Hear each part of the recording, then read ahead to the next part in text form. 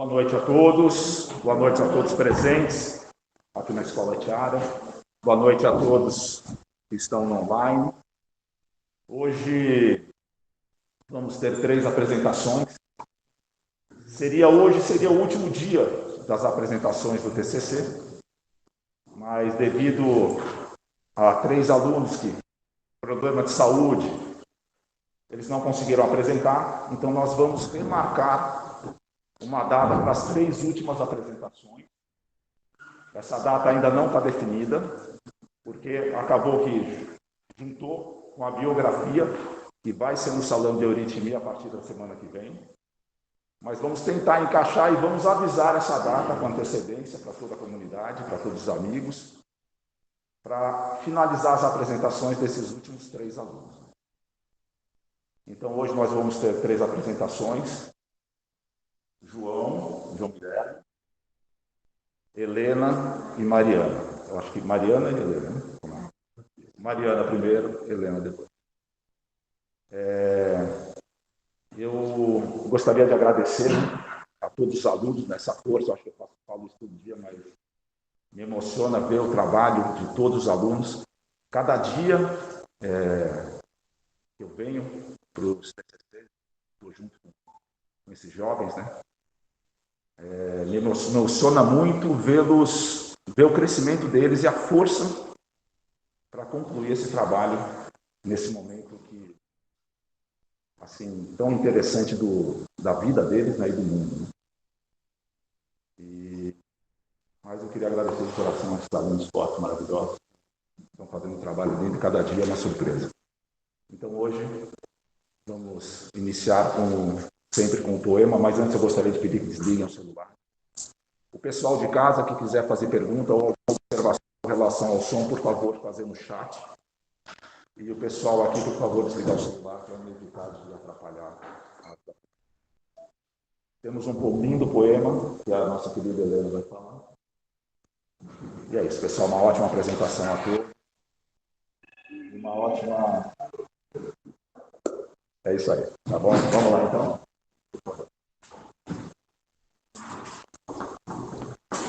Eu vou ler um poema que foi escrito por uma menina chamada Júlia, da Valder de Assis.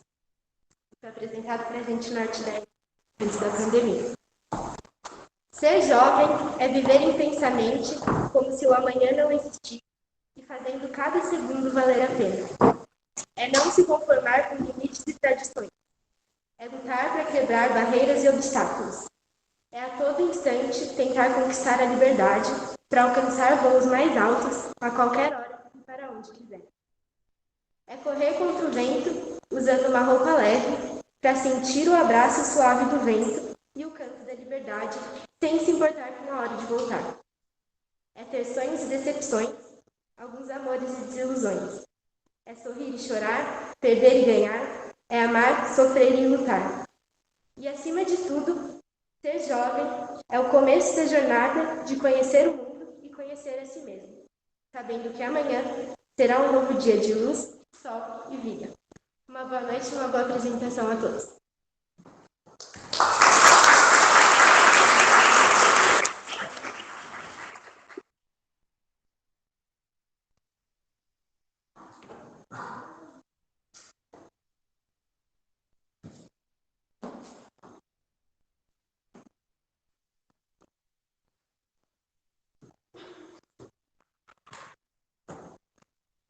Boa noite a todos. Eu sou o João e vou apresentar meu trabalho de conclusão de curso, que é da não arte para a arte, o processo de artificação das histórias em quadrinhos no Brasil. Bem, meu trabalho foi construído em 3 partes. A primeira, a relação das artes com a história em quadrinhos. A segunda, as histórias das histórias em quadrinhos. E a terceira, o processo de artificação dos quadrinhos. Começando, vou falar um pouco sobre a arte e a estética através da análise hegeliana. Uma pitada por cima só, bem de leve. Primeiro, a gente tem que denominar o que é estética. Estética vem do grego aesthetic, que significa percebido pelos sentidos. Enfatizando, a estética evoca a concepção grega denominada de aesthetic e tem sua origem no verbo aesthesis, que se refere ao conhecimento sensível, a possibilidade de conhecermos através dos sentimentos das sensações, ou seja, é o que seria tipo uma ciência dos sentidos. Indo para o segundo tópico, que seria o belo, segundo Hegel, ele diferencia em duas belezas, a beleza da natureza e a beleza artística, que seria a beleza humana. Ele fala que a beleza da produção humana é superior à beleza da natureza, pois ela tem a liberdade incluso nela mesma, e ela tem noção de que é liberta. Ela é feita do ser humano para o ser humano, enquanto a beleza da natureza é algo que simplesmente é, que simplesmente está ali. E ele ainda fala sobre a relação da arte como si mesma, né? Que ela não pode ser uma cópia da natureza, pois, como ele mesmo disse, pois essa imitação, em todos os casos, só traz à luz a artifícios técnicos, mas não a obras de arte. A naturalidade existente não é regra e nem mera imitação dos fenômenos exteriores. Não é a finalidade da arte, Hegel. E a partir disso ele cria três concepções de arte. A primeira sendo, as obras de arte não são um produto natural, mas sim um produto da atividade humana. A segunda, a compreensão das obras artísticas vem através da produção sensível dirigida para o ser humano, ou seja, ela é feita do ser humano para o ser humano. E a terceira, a arte tem a própria finalidade em si mesma. Ela não precisa da filosofia ou da ciência para explicar ela. Ela é como se fosse a função dos dois. A técnica da ciência e os sentimentos que a filosofia proporciona. E ainda ele divide a arte em duas categorias, artes universais e artes particulares, que viriam a ser chamadas de belas artes. As artes universais seriam simbólica, clássica e romântica. A simbólica, como Hegel mesmo fala, tem uma ideia confusa. A ideia não encontra a forma em si mesma e permanece assim numa luta e aspiração por ela. Ou seja, ela ainda não sabe o que é arte. A clássica, ela já tem uma ideia formada em si mesma. A forma encontra a ideia pela primeira vez de maneira adequada em uma manifestação sensível. E o ser humano começa a aparecer como centro. E a romântica tira já o ser humano de centro, além do seu papel principal, mas o que ela foca, ela escolhe retratar os sentimentos despertos do ser humano. Ela tem essa função de despertar. E elas têm um caráter histórico, sendo a simbólica uma arte, digamos, mais primitiva, que nem o Egito Antigo. A clássica vem muito com a cultura grega, e a romântica vem a partir do pós-renascimento. E dentro disso ele encontra as artes particulares, ou as belas artes, que ele classifica primeiramente como 5 categorias em sua lista, sendo arquitetura, escultura, pintura, música e poesia. Depois viria o cinema como a 7ª arte, ou mesmo os quadrinhos como a 9ª arte. Porém, isso é um caráter muito elitista de ser considerado. E agora já vem o arte erudita e arte popular através da história. Como Marx muito bem fala, a história da sociedade até os nossos dias é a história da luta de classes. E nas artes é a mesma coisa. Temos a arte erudita, pertencente à burguesia e à classe intelectual, e a arte popular, pertencente à classe proletária. No Ocidente, como muito bem sabemos, a nossa origem na arte vem do grego-romano, que é uma origem clássica da nossa arte. E percebemos muito essa dicotomia de arte erudita versus popular em peças teatrais da época mesmo, como a linguagem culta para peças com temas considerados nobres e importantes, da alta burguesia e alta classe, e a linguagem de baixo escalão para peças de teor popular que se opunham à grande arte de certo modo. Quando chegamos no Renascimento, começamos a perceber que eles tinham duas opções. Ou romper todos os padrões estéticos vigentes na época, ou continuar com a arte clássica. E eles escolhem continuar com a arte clássica, sendo um renascimento da arte greco-romana. E a partir disso, o termo belas artes foi instalado, denominado para as artes clássicas, e enquanto a cultura popular, como artesanatos e folguedos, eram tidas como manifestações rudes e toscas de um populacho rude e tosco, como Aldo Bisocchi fala. Elas eram consideradas não cultura. E como o filósofo contemporâneo estadunidense Schusterman fala, quando ela não é completamente ignorada e indigna, até mesmo de desdém, ela é rebaixada a lixo cultural por falta de gosto e reflexão. Em seguida veio a arte moderna, que nasceu da vanguarda do início do século XV, que se opôs a todo o movimento de arte clássica vigente até o século XIV, e elas começaram a ser consideradas artes acadêmicas, ensinadas em academias de belas artes. Futuramente, com o final da monarquia e o início da era industrial, deu surgimento aos meios de comunicação de massa, como o jornal, fotografia, cinema, rádio, televisão e até mesmo as histórias em quadrinhos, que começaram a aparecer no final do século XIX e começo do século XX. O que trouxe uma reprodução em larga escala e dos bens culturais, e a cultura popular, pela primeira vez na história, começou a ser vigente. E o que explica a teoria da comunicação, que fala que quanto maior o repertório, menor será a sua audiência. Em outras palavras, quanto mais rica a mensagem, menor o número de pessoas capazes de entender a obra de arte. E os meios de comunicação de massa disponibilizaram uma maior compreensão da leitura artística para o público, que pode interpretar a arte e popularizar sua linguagem daí para frente. E a discussão nas elites de pensadores retratavam as ferramentas de comunicação de massa como ferramentas de alienação do povo. E como fala o Humberto Eco em Apocalípticos Integrados, o universo das comunicações de massa é, reconhecemos ou não, o nosso universo. E se quisermos falar de valores, as condições objetivas das comunicações são aquelas fornecidas pela existência dos jornais, do rádio, da televisão, da música reproduzida e reproduzível, das novas formas de comunicação visual e auditiva. Ninguém foge a essas condições, nem mesmo o virtuoso. E pela primeira vez começamos a encontrar o ideal da arte universal e a democratização artística, que começou a se tornar difícil diferenciar a arte erudita da arte popular. Mas não que esse conceito acabou, apenas começou a ser uma graduação que vai do mais popular até o mais erudito. Mas e os quadrinhos? Onde é que eles se encaixam nesse meio?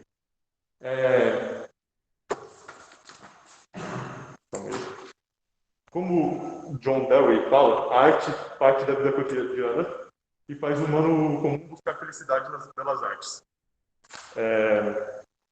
E a partir disso, Schusterman até fala, o elitismo persistente na cultura erudita e a exclusão do cotidiano são confirmados pelo fracasso dos esforços da vanguarda em desafiarem a cultura burguesa com a negação das qualidades autônomas e sagradas das artes. Ele também fala do movimento da pop art, que celebra coisas mais ordinárias das vidas mais ordinárias. E os quadrinhos se encontram muito nesse lugar, que fica difícil decifrar o núcleo cultural dos quadrinhos. Eles, por um lado, eles eram tidos nas tiras críticas dos jornais e, ao mesmo tempo, tinham forte propaganda no estilo de vida americano.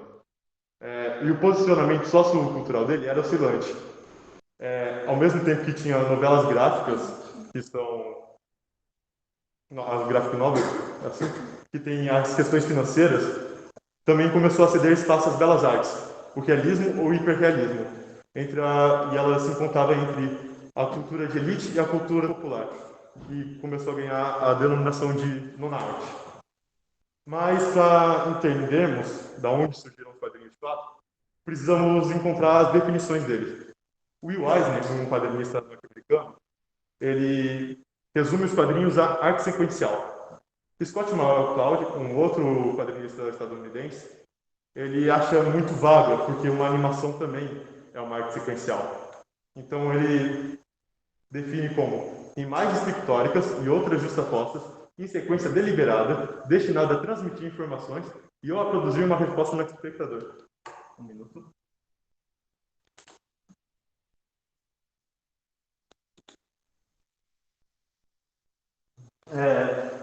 E o que nos passa para a pré-história dos quadrinhos. Podemos olhar a pintura rupestre, por exemplo, mas ela ainda é muito primitiva e não necessariamente suas imagens apresentam uma narrativa gráfica. E pulamos aí para o Egito Antigo, para a tumba de Mena. Diferente do que muitos pensam, os hieróglifos não são a história das histórias dos quadrinhos, mas sim da caligrafia, da literatura, da escrita. Aqui podemos ver um exemplo da história dos quadrinhos no Egito. Aqui conta a história dos trabalhadores do campo trabalhando sob a supervisão de Mena, que era uma espécie de conselheiro do faraó. E é contada através de imagens que apresentam uma narrativa correta entre si. Aqui temos os manuscritos pré-colombianos, que contam a história de heróis de guerra. E temos aí a junção da imagem com a palavra. Apesar de ser uma escrita muito primitiva, que nem os hieróglifos, ainda conseguimos perceber que a diferença entre imagem e escrita presente nesses manuscritos. Outro seria a coluna de Trajano, de 1113 a.C. Trajano foi um imperador romano que, para comemorar a vitória em cima do povo dácio, ele mandou construir essa coluna, que tem mais de 150 cenas e 2.500 quadros embaixo de relevo entalhados dentro dela. Outra, em 1070 já, é a Beowulf Tapestry, que conta a história da conquista normanda da Inglaterra, liderada pelo rei Guilherme II, que, através de 70 metros de pano, conta toda a história através de imagens e textos. Aqui temos Bois Protá, que mais ou menos 1370, que é uma xilogravura, onde percebemos pela primeira vez o que seria surgir o balão de fala, que seria o pergaminho saindo da boca daquele cara falando. Ou as torturas de Santo Erasmo, que é mais ou menos 1460, que conta a história de Santo Erasmo, das suas torturas, até o final com a sua decapitação. Outros descendentes históricos dos quadrinhos seriam as charges, que começaram a aparecer na Europa por volta do século XVIII e XIX. A palavra charge vem do francês e significa carga ou ataque. Ali é a charge gargantua do francês Honoré d'Aumy, feita para criticar a monarquia na época. Outros são os cartoons, que surgiu na Idade Média, mas só no ano de 1843, com a revista Punch, que adquiriu seu caráter cômico. A palavra cartoon tem origem inglesa e significa esboço ou reestudo. A capa, ali é a capa da revista Punch, que apareceu pela primeira vez em janeiro de 1849, desenhada por Richard Doyle. Aqui, daí a gente já entra nas histórias em quadrinhos modernas. As HQs ocidentais vieram do espaço das charges e cartoons tidas nos jornais, e o que traz consigo um contexto já popular. As primeiras histórias em quadrinhos a aparecer foram Angelo Agostini, a de Nhoquim, criada por Angelo Agostini, 30 de janeiro de 1869, no Brasil. 1889, na França, Gustave Doré ilustra o romance Paulette Virginie. Em 1889, ainda também na França, George Cruikshank ilustra o romance Oliver Twist. E Richard Felton Outcoat cria Yellow Kid, dia 16 de janeiro de 1896. Muitos historiadores e estudiosos de quadrinhos falam que Yellow Kid foi a primeira história em quadrinho a aparecer no mundo. Mas como vemos a data, em 1869, o Brasil já tinha criado a primeira história em quadrinho. Aqui, em Nhoquim de Angelo Agostini, a capa de Paulette Virginie e a capa do livro Oliver Twist, e The Yellow Kid, de Richard Felton Outcoat. Entrando na história do Brasil nisso, começamos com a frase de Lailson de Holanda Cavalcante. A primeira manifestação de humor gráfico impresso no Brasil é de autor desconhecido, uma vez que a situação política não permitia assumir publicamente a autoria de um desenho crítico em relação às autoridades e ao sistema dominante. É muito importante falar do humor gráfico, primeiramente, porque foi daí que surgiu as histórias de quadrinhos no Brasil. Aqui é a primeira charge brasileira com nome não anônima, né? Que é a Campainha e o Cujo, de Manuel de Araújo.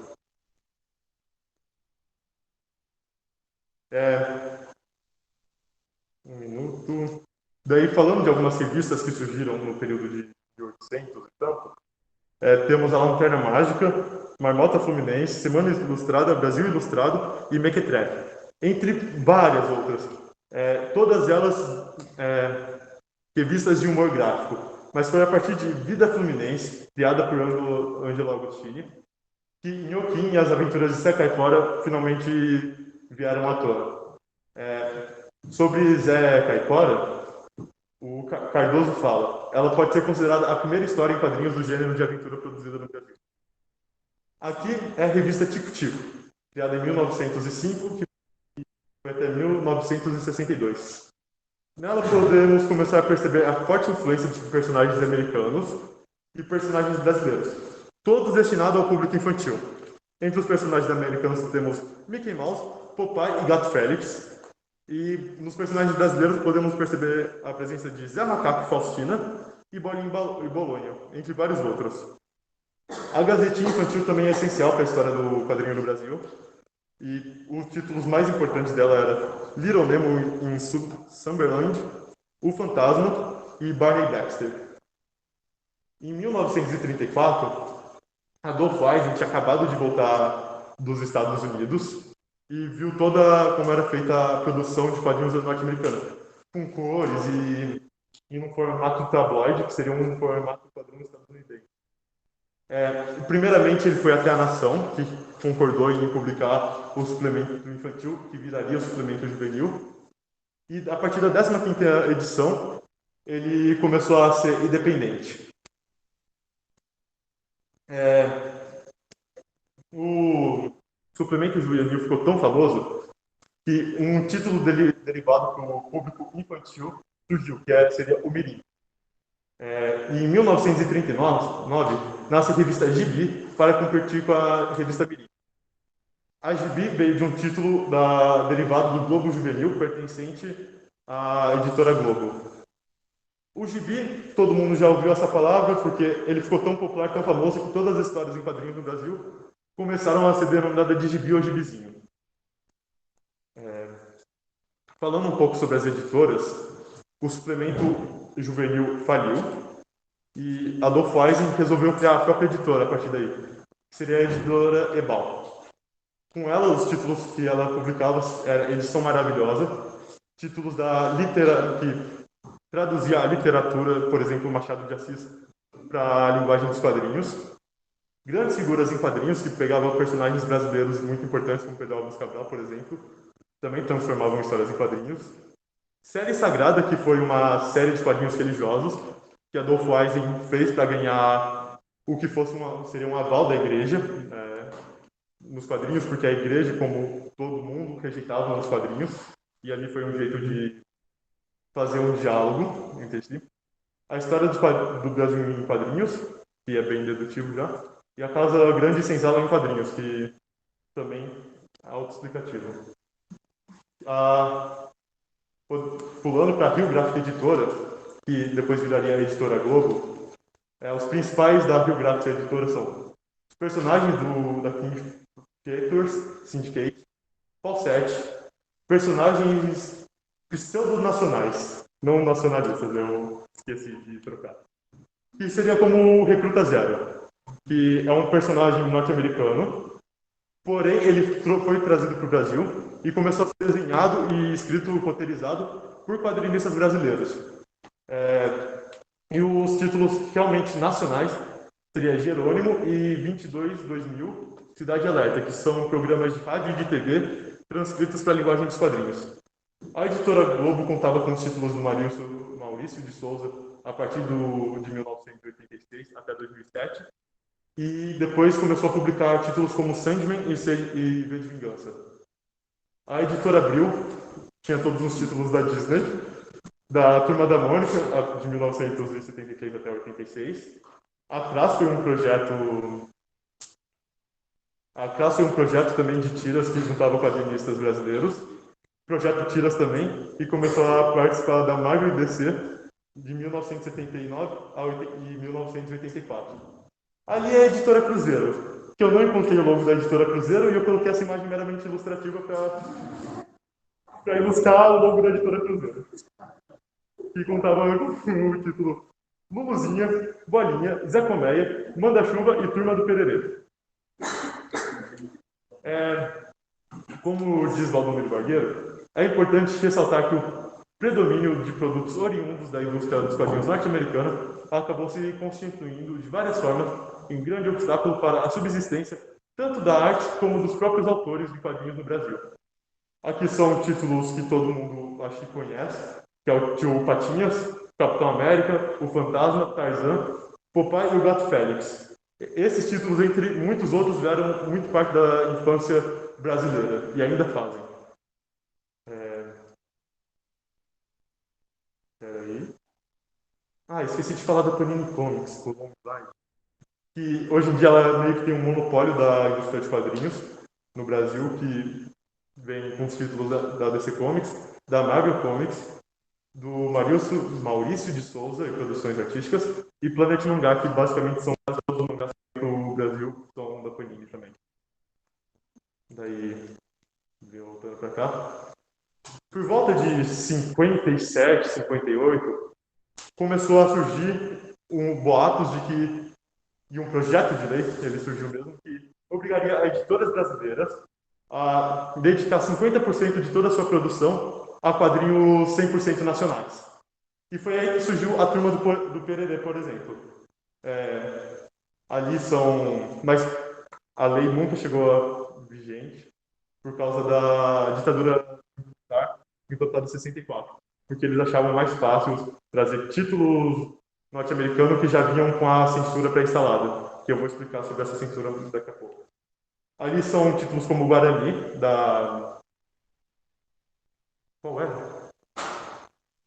Da Ebal, grandes figuras como o Marechal Condom, a Série Sagrada, contando a história de Santo Antônio, o Menino Maluquinho Embaixo, o Jerônimo, o Herói do Sertão, Sítio do Pica-Pau Amarelo e a Turma da Mônica, que todo mundo conhece. Falando agora sobre o processo de artificação das histórias em quadrinhos, primeiro a gente vai ter que ir um pouco nos Estados Unidos e falar sobre essa personalidade que é o Frederick Burton. Ali é uma frase famosa dele, que é: Hitler era um novato em comparação com a indústria dos quadrinhos.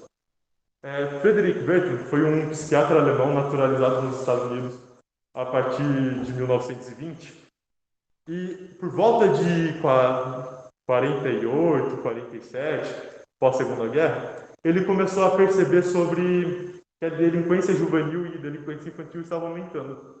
E ele contou um fator comum entre essas crianças, que eram as histórias em quadrinhos. Fator comum em mais de 90% das crianças dos Estados Unidos. E ele começou a perceber coisas que influenciavam as crianças supostamente para a delinquência juvenil. Como, por exemplo, as histórias do Batman e Robin, que para eles eram dois homossexuais e faziam com que as crianças virassem homossexuais. Ou, por exemplo, o Super-Homem, que era considerado nazista, pois ele não era do planeta Terra e tinha uma super-força, usava a super-força para fazer o que ele quisesse. Ou mesmo a Mulher Maravilha, que incentivava as meninas a baterem nos meninos. Isso era totalmente errado. Sem falar das roupas que ela usava, que incentivava ao feminismo. E ele ficou tão popular, tão famoso, que por volta de 50, começaram a ter assembleias para debater delinquências do juvenil nos Estados Unidos, que seria como se fosse uma CPI aqui no Brasil. Cheia de juízes, delegados, gente que queria se reeleger para os futuros anos, e ele foi chamado para falar sobre as histórias de quadrinhos. E não que ele conseguiu alguma coisa de fato, a não ser um terror público, porque a criminalização dos quadrinhos realmente aconteceu em alguns estados dos Estados Unidos. Eles foram proibidos de irem para lá e começaram a caçar histórias em quadrinhos e escolas em todos os lugares e fazer queimas das mesmas em praças públicas e em frente de igrejas. E daí, o empresário da DC Comics teve um insight assim, e ele falou: eu vou criar um selo de censura para os quadrinhos, que é o Comics Code Authority, que contava com mais de 30 regras. Entre elas, nenhuma revista em quadrinhos usará a palavra terror ou horror no seu título.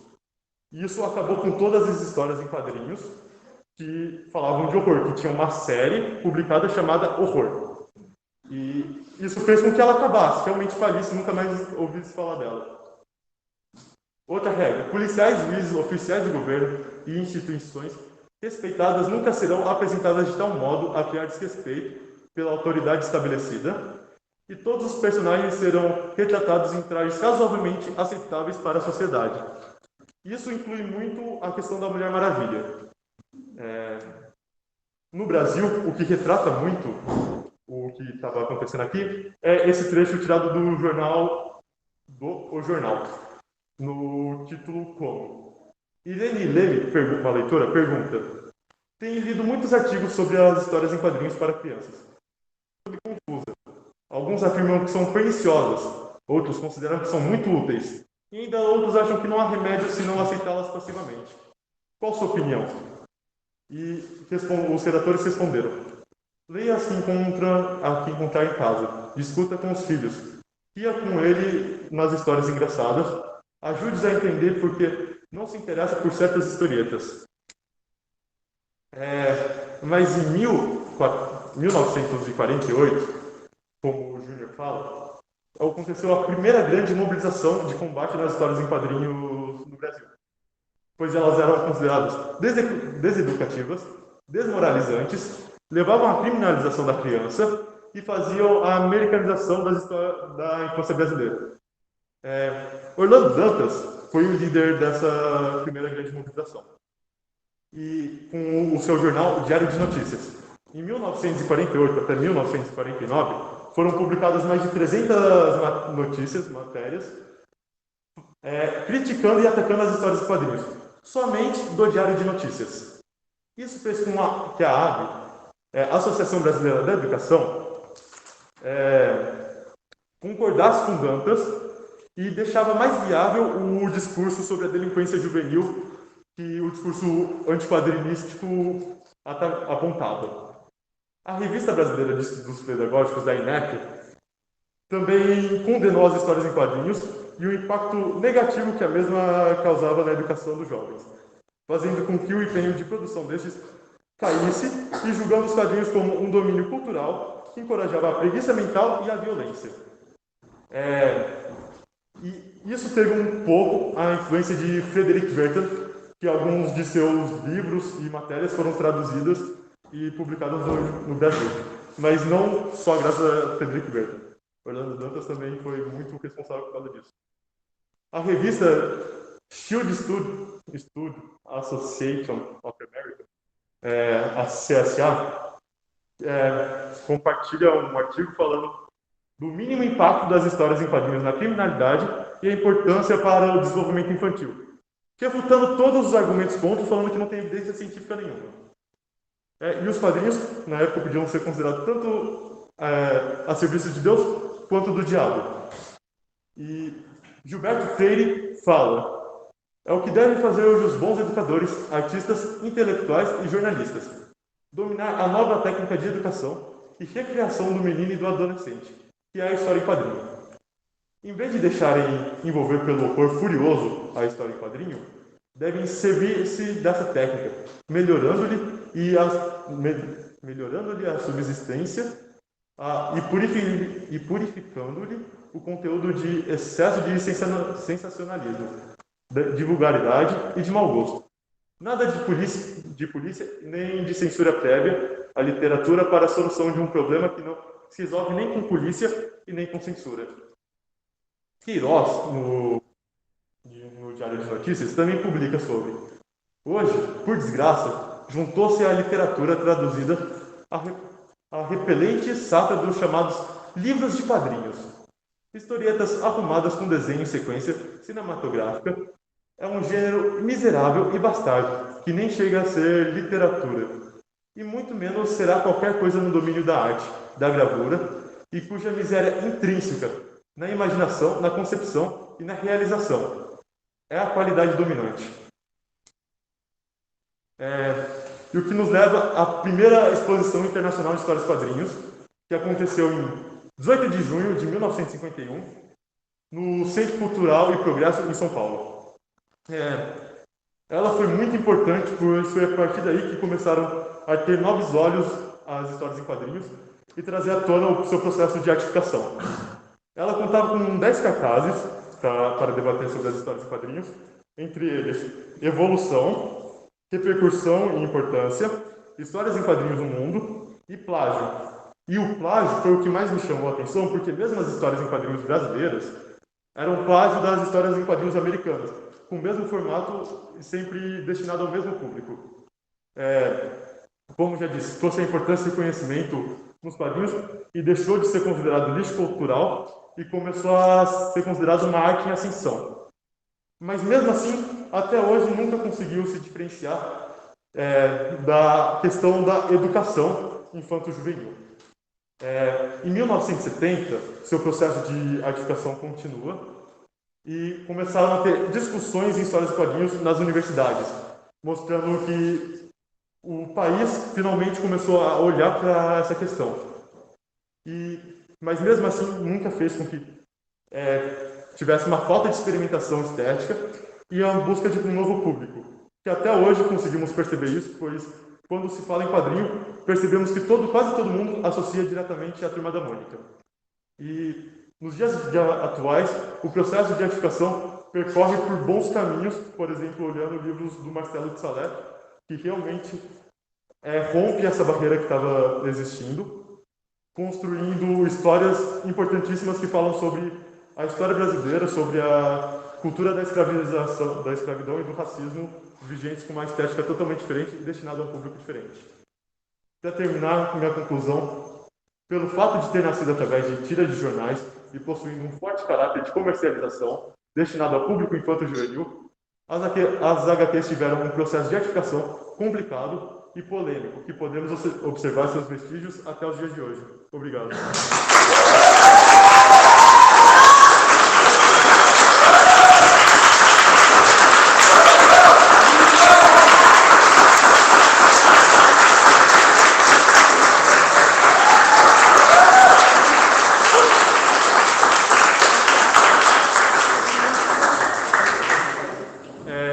Antes de abrir espaço para perguntas, eu queria fazer meus agradecimentos. Primeiramente, eu queria agradecer a toda a minha família, que sem vocês eu não conseguiria ter realizado meu trabalho. Agradecer a minha orientadora Bió por ter me acompanhado por todo esse processo e mesmo com atrasando todos os prazos, que eu acho que foram todos os prazos mesmo que eu atrasei, ela continuou lá para me ajudar. A meu tutor e amigo Gonçalo, que vem me acompanhando desde o 9º ano como tutor, mas desde antes já como professor. E, de verdade, eu não seria nada sem você, não seria o que eu sou hoje sem você. Obrigado mesmo.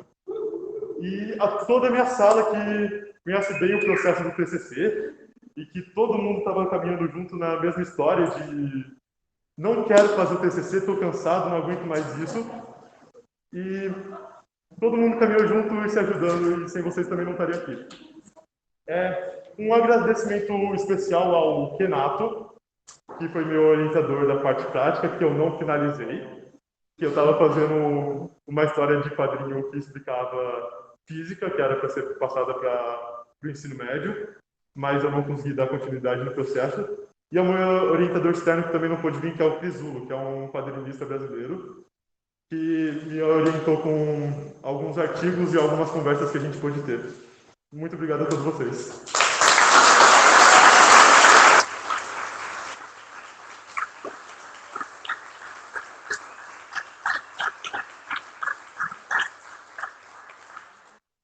Alguma pergunta?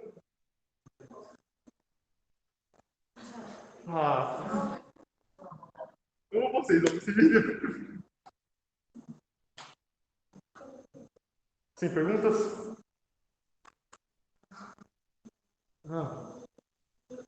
Então, daí aqui eu trouxe para mostrar alguns quadrinhos. E esse aqui é Angola Janga, do Marcelo de Salé, uma graphic novel que conta a história de Zumbi de Palmares. 400 páginas com artigos, realmente textos publicados na época.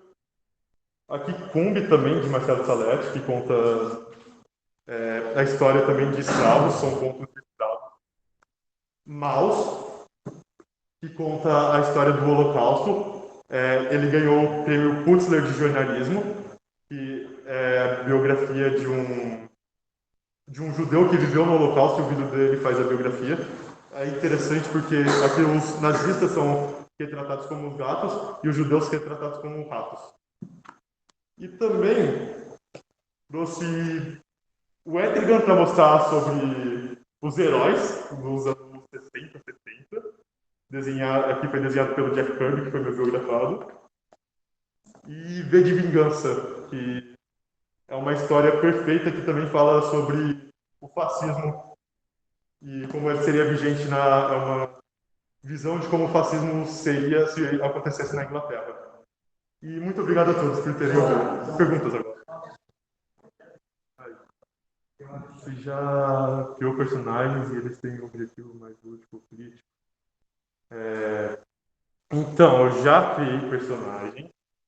Eu criei uma história quando eu estava no 8º ano, que era... E foi aí que eu comecei a gostar de história em quadrinhos.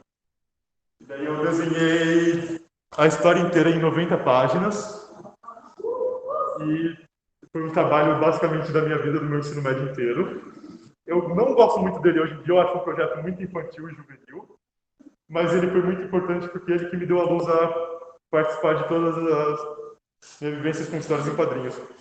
E é um personagem que vive por todos os momentos que eu considerava importantes da história no momento. E tem outro ali? Não, é isso.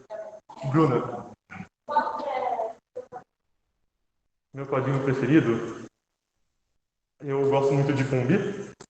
Persepolis, que eu não trouxe também, mas que para mim eu acho que Persepolis, que é o primeiro quadrinho iraniano lançado e conta a história da Marjane, que foi uma menina que viveu a Revolução Iraniana. Isso, como fala?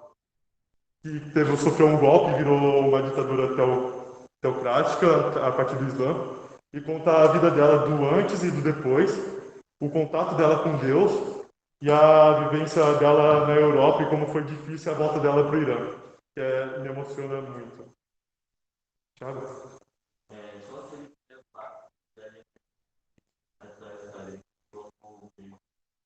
Meio de ensino?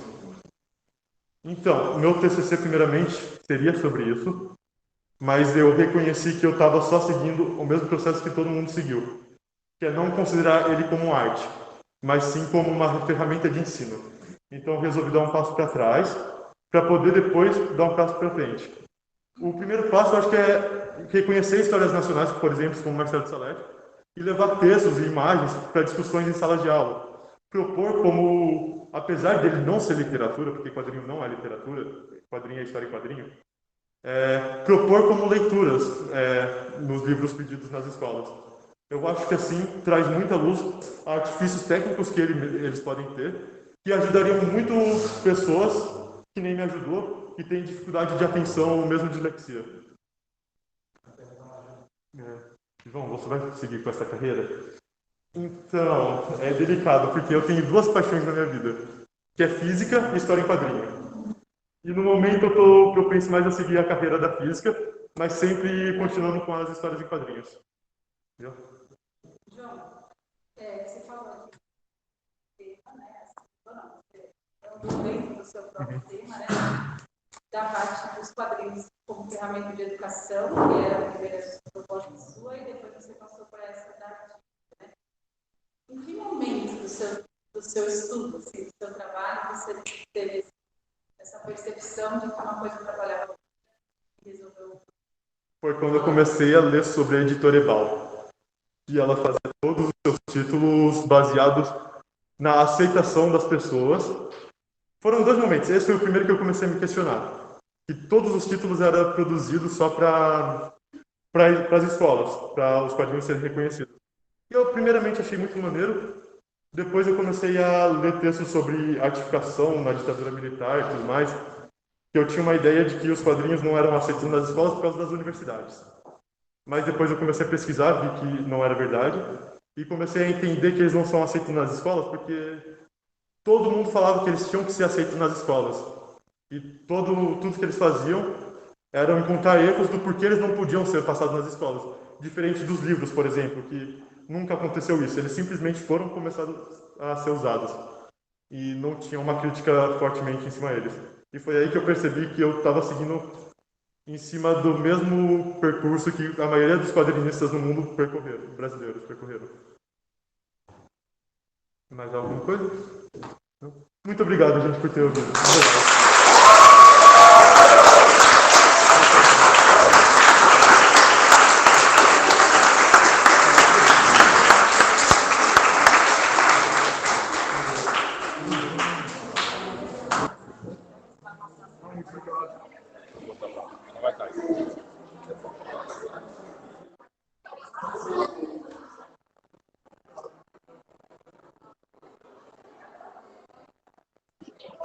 Tem que avisar aqui, né? Vai aí, pode falar. Pessoal, 5 minutos.